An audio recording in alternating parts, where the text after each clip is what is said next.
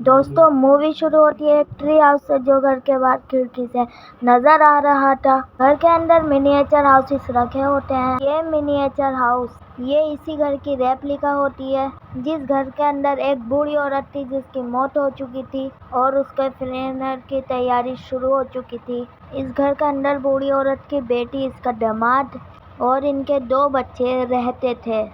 अब बूढ़ी औरत की ये जो नवासी है ये बहुत अजीब तरीके से बिहेव कर रही थी। बच्ची का जो बिहेवियर है वो काफ़ी डिस्टर्बिंग था और यहाँ पर हमें दिखाया कि ये अपनी नानी से बहुत ज़्यादा अटैच होती है। यहाँ पर इसके फ्यूनरल के टाइम भी ये बहुत अजीब तरह का बिहेव करती है, जहाँ सब लोग बैठे होते हैं और उनमें से कुछ लोग अजीब होते हैं।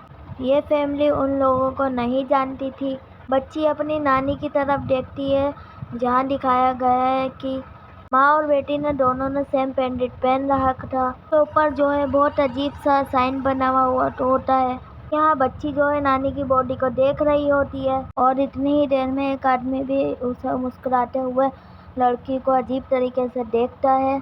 ये लोग फ्यूनरल करके भी ख़त्म करके आते हैं, जहाँ हमें दिखाया है कि ये जो औरत जो है, बूढ़ी औरत की जो बेटी है वो उसका नाम है नी और ये एक मिनिएचर आर्टिस्ट है। यहाँ पर हमें दिखाया गया है कि लड़का जो है अपने घर में स्मोक करता था और जो बाप है वही इन लोगों में सिर्फ एक नॉर्मल बंदा था कि सारे थोड़ा अजीब बिहेव करने वाले लोग थे।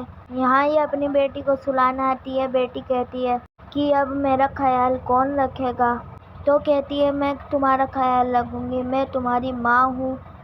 कहती है कि तुम्हारे मरने के बाद मेरा ख्याल कौन रखेगा, तो उस पर उसकी माँ बताती है कि तुम्हारा भाई तुम्हारा ख्याल रखेगा।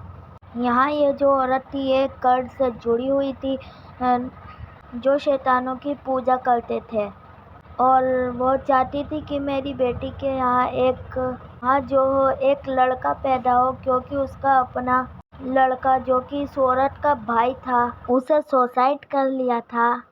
इनकी फैमिली हिस्ट्री बहुत ही ज़्यादा खतरनाक थी। अब ये एक कमरे के अंदर आती है। यहाँ पर एक नोट मिला उसको, एक डायरी के अंदर लिखा हुआ था कि उन सबों की बलि चढ़ाई जाएगी। अब यहाँ दिखाया गया है कि इस बच्ची का बिहेवियर थोड़ा अजीब तरीके से इंटरेस्ट था, क्योंकि इसकी नानी ने इसे पाला था। अजीब तरीके से शैतानियाँ हरकत करती थी और वो चाहती थी कि शैतान इस दुनिया में आ जाए।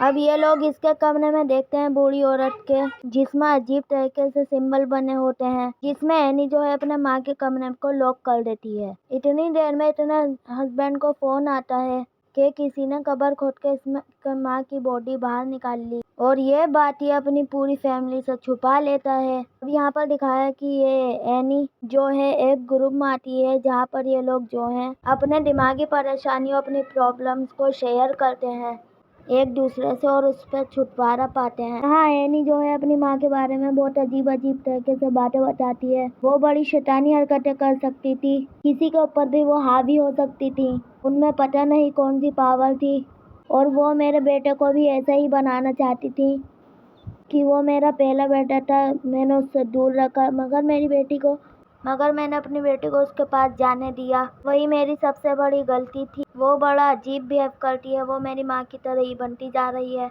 और उसकी वजह से मैं बहुत ज़्यादा परेशान हूँ।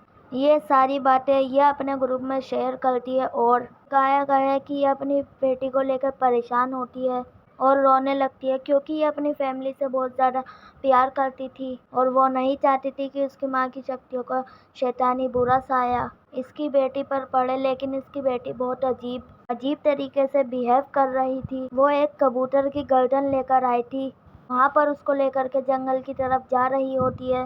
जाने के बाद भी कोई आदमी वहाँ बैठा हुआ था और उसे देखती रहती है पागलों के जैसे। वहाँ से उसकी माँ उसे घसीट कर घर के अंदर लेकर के आती है। अब रात में इसका जो भाई है एक पीटर, वो पार्टी में जाना चाहता था।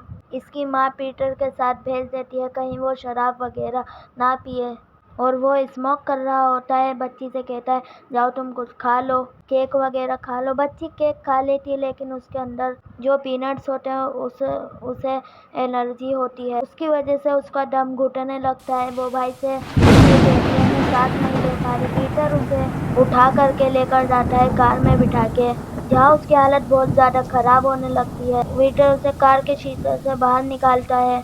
फिर एक ही एक्सीडेंट हो जाता है जिसमें बच्ची की वो खंबे से टकराता है और डर से अलग हो जाता है। यहाँ पर यह बहुत ही खतरनाक दिखाया है। इस पर ये रास्ते गिर जाता है और पीटर इतने ज़्यादा सदमे में चले जाता है अपनी बहन को देख भी नहीं पाता। उसका सर नहीं उठा, ना पीछे मुड़ के देखता, चुपचाप आकर सो जाता है। माँ बाप को सुबह पता चल रहा है कि उनकी बेटी के साथ क्या हादसा हुआ है और उसकी माँ इस हादसे से उभर नहीं पाती। उसकी माँ बहुत रोती है और यह एक लौती बेटी थी उसकी, अचानक से जो वो मर गई। और पीटर जो है वो भी सदमे में है। ये पूरी फैमिली एक दूसरे से बात नहीं कर रही है।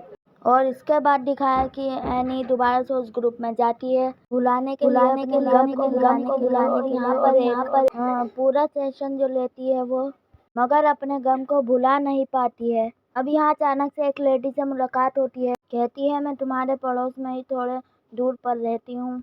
मैंने तुम्हारी बेटी के बारे में जो सुना, तुम्हारी इस गम को भुलाने में हेल्प कर सकती हूँ। तो यहाँ पर दिखाया गया है ये जो औरत होती है ये इसको अपना कार्ड देती है। कहती है जब तुम्हें मुझसे बात करना हो तो तुम मेरे घर आ सकती हो। मैंने भी हाल ही में अपने बेटे और पोते को खोया है, मैं तुम्हारा दुख समझ सकती हूँ। यह कहकर वह वहाँ से चली जाती है। इस अगले दिन सोचती है कि मुझे उससे मिलना चाहिए। यह वहाँ आती है। जब उसके पैटर्न पर एक नज़र पड़ती है, लगता है कि मैंने जैसे इसे कहीं देखा है। मैंने उसके घर के अंदर जाती है। फिर वो उससे बात करती है। ये उसे बताती है कि मुझे स्लीप पॉप की बीमारी है और एक दिन मैं स्लीप में चलते चलते मैंने अपने दोनों बच्चों पर कंट्रोल डालकर जलाने की कोशिश की। वो तो वक्त है कि मेरी आँख खुल गई और मैं अपने बच्चों को नहीं जला पाई। मेरा हस्बैंड और मैं बीच में, बच्चों के बीच में बहुत ज़्यादा तनाव हो गया था और अब मैं वो हरकतें नहीं करना चाहती थी। तो ये यहाँ पर जो लेडीज़ है ये इसकी बात सुनती है। वो अपने घर वापस आकर के वही मिनिएचर आर्ट बना रही होती है जिसमें ये सीन क्रिएट करती है। इसका जो बेटा है वो कार में है और बेटी का धड़ जो है वो कार में लटका हुआ है और उसका सर एक तरफ खंबे की साइड पड़ा हुआ है, जिसे देखकर उसका पति जो है वो बहुत डिस्टर्ब हो जाता है। और उसके बाद ये लोग खाने के टेबल पर, उसके बाद इनकी बहुत बहस होने लगती है, जहाँ लड़का जो है अपनी माँ को जिम्मेदार ठहराता है और माँ अपने बच्चे को जिम्मेदार ठहराती है कि तुमने ठीक से अपना फर्ज नहीं निभाया, मेरी बच्ची का, अपनी बहन का ध्यान नहीं रखा। वहाँ हमें दिखाया है कि इन तीनों के अंदर बहुत ज़्यादा दूरियाँ पैदा होने लगी थी और इसका असर जो हादसा हुआ था वो पूरी फैमिली पर बहुत बुरी तरह पड़ रहा था। अब हमें दिखाया है कि एनी को फिर से वही वाली औरत दोबारा मिली है। वो कहती है कि मैं बहुत ज़्यादा खुश हूँ, मैंने एक रिचुअल परफॉर्म करा है कि जिससे मैं अपने पोते से बात कर पाई और तुम भी अपनी बेटी से बात कर सकती हो। अब उसे वो घर लेकर आती है जहाँ पर वो रिचुअल करती है और अपने बेटे और अपने पोते की आत्मा को बुलाती है उससे बात करने के लिए। ये सब एनी देखकर उसको बहुत अजीब लगता है कि इस तरीके से तुम भी अपनी बेटी से बात कर सकती हो और यह इसे सारा प्रोसेस समझा देती है।